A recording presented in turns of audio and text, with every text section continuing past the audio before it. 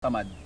Tamad in a good way, pagdating sa kusina, gusto ko yung less yung hugasan.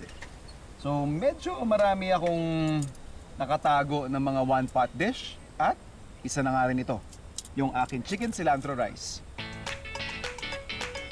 So, sa isang pot kung saan pwede ka makapagsaing, so ang gagawin ko dyan, ipapainit ko muna yung pot. I'll add some oil, konti lang, and then magsisira ako ng chicken.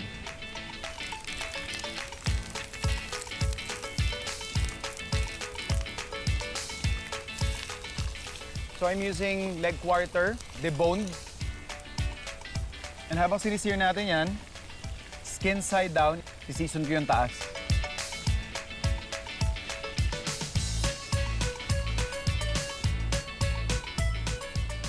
So habang sinisir natin yung ating chicken, yung ating cilantro naman, ikakat lang natin into 3 different portions. So we have the roots, the stems, and yung ating mga dahon.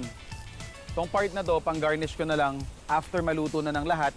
Pero itong roots at saka yung stem, ito yung gagamitin ko at isasama ko dun sa pagsasaing ng aking bigas. Tatabi ko muna half-cook na at this point yung ating leg quarter fillet.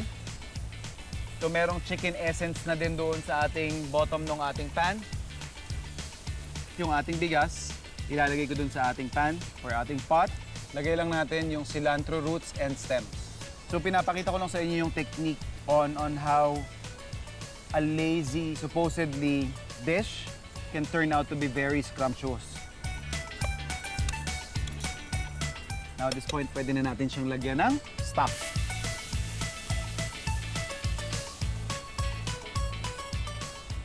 We are also going to add some salt and pepper. So ito, i-in ko lang for about 20 to 30 minutes. Ihahalo ko yung ating cilantro leaves before serving. So na tayong sumibog.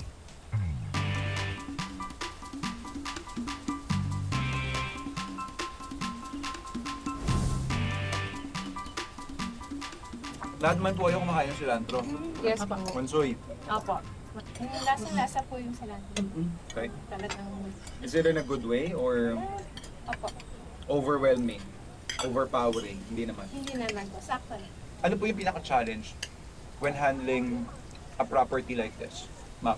Opo. Since unique kasi po ang SBD lang Diba? seafood. Oo, okay. Since we are under the SBD, we are managed by the priest. Opo. Opo. So, siyempre, what we want to talaga po i-share sa lahat is about the faith. Talaga more on faithful. Now, while you are here, while you are eating your food, it's not only po talagang it comes from the soul po. Talaga nanggagaling sa soul at sa puso.